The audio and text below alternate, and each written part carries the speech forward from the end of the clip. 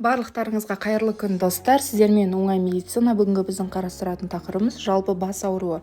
Бас ауруы бұл әртүрлі себептерден болатын ауырсыну сезімі. Көбіне қан айналу жүйесінің қызметі бұзылғанда миға қан біркелкі кезде бармауынан болады. Соның әсерінен бастың сырқырап, солқылдап ауруы болады. Жалпы бас ауруы бұл анда-санда болса да әр адамда кездеседі. Бұл жағдай әдетте белгілі бір аурудың басталғанын білдірмейтініне қарамастан, кейбір жағдайларда мұқият диагнозды қоюды және шұғыл шаралар қолдануды талап етеді.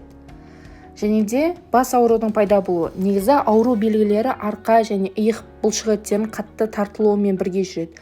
Ауру әдетте эмоционалды ойдан, қатты күйзелістен, депрессия жағдайынан туындауы мүмкін. Сондай-ақ бас ауру артериялық қысымның жоғарылауынан да болады. Егер мұндай жағдайлар орын алатын болса, яғни аптасына 3 рет немесе одан да көп болатын болса, онда дәрігерге қаралғаныңыз дұрыс. Бас аурудың себептері. Негізі бас ауру бұл бас сақинасы және басқа да жағдайлармен, әдетте жүйке жүйесіндегі мәселелермен байланысты. Сонымен қатар бастың ауруы біздің жеп отырған тағамымызға да байланысты. Дұрыс естідіңіздер, біздің жеп отырған тағамымызға байланысты. Яғни зиянды тағамдар. Олар биогенді аминдері бар, яғни оған сірке суы, кетчуп, майонез және горчица, майлы және тұздалған, өте қатты тұзы бар тағамдар, онымен қоса газды сусындарды жиі пайдалану бас ауруына алып келеді. Мәселен, шұжық түрлерінде, яғни колбаса дейміз ғой, соның құрамында нитраттарды қосқанда ол дәмдірек және тәбетті ашатындай өң беріп тұрады. Ал нитрат қосындысы бас аурудың негізгі зиянды заттарының бірі. Негізі бас ауру бұл өте көп себептер, оның нақты бір себебін айта алмаймыз, бірақ та іліп алатындай, яғни өзіміздің өмірлік жағдайда кездесуі мүмкін. Осы біріншісі бұл жақпайтын тағам жегенде, көзілдіріктің сәйкес келмеуінен де бас ауруы мүмкін, және де қан аздықтан бас ауырады.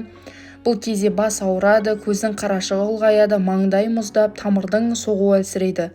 Бұл жерде емі жалпы басыңызды орамалмен қатты таңып, тегіс жерде шалқаңыздан жатып бір сәт демалып алу керек. Кейін кофемен шай ішіп басылуға болады. Ой еңбегімен айналысатын адамдар күніне бір мезгіл таза ауада серуендеуді ұмытып, күні-түні қағаздан бас алмаған кездері уақытта бас ауырады.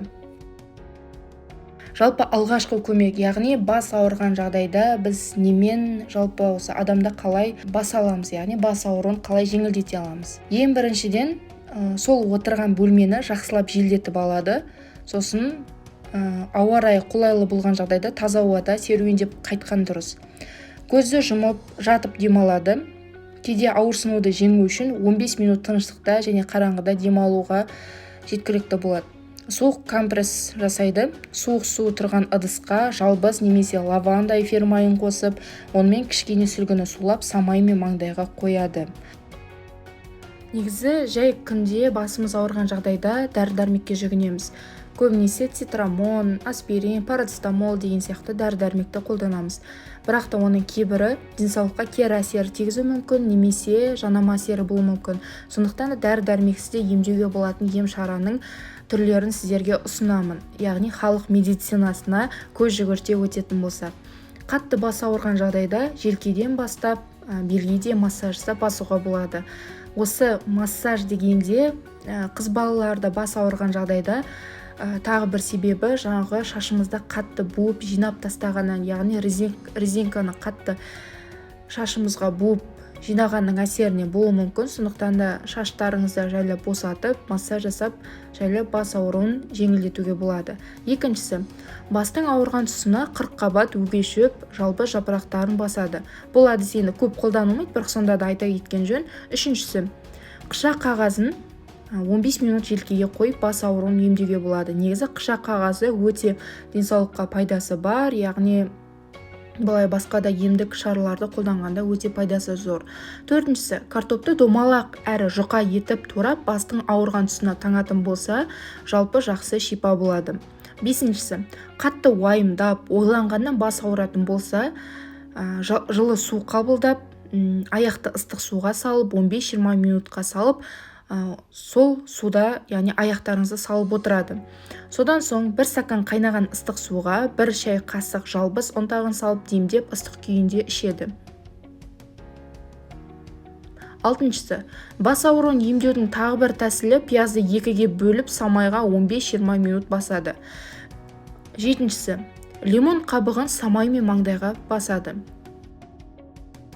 Сіздермен бірге болған қиын тақырыпты оңай тілмен түсіндіретін оңай медицина. Барлықтарыңызға сәттілік. Соңына дейін қарағандарыңызға рахмет. Оқуда жемісті болыңыздар.